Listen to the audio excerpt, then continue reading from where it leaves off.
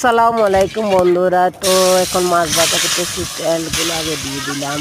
তো একটা একটা করে দিয়ে দিচ্ছি মাছগুলা। এগুলো হচ্ছে পাঙ্গাস মাছ, এগুলো ভাজা হয়ে গেলে নামাই ফেলবো। তো আমি ধনে পাতা দিয়ে দিলাম, তারপরে একটার জন্য তেল আর পকোড়া বানাচ্ছি আলুর। তো বাদুড়ে দিলাম আর কি এক পাশে। তো এগুলো একটা একটা করে তুলে ফেলতেছি, কিছুক্ষণ পরে ভাজা হয়ে যাবে।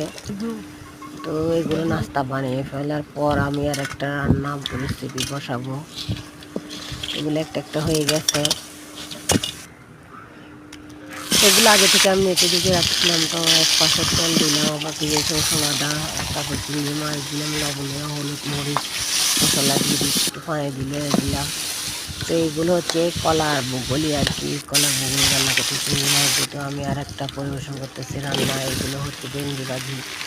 তো এগুলো আমি হয়ে গেছে না এখন আর একটা তেলের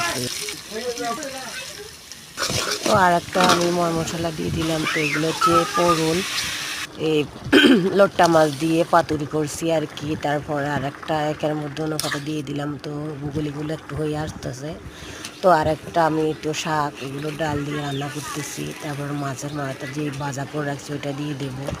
তো আসলে আমার রান্নাগুলো ভালো লাগে, সবাই লাইক কমেন্ট শেয়ার করবেন যাতে নতুন ভিডিও নিয়ে আর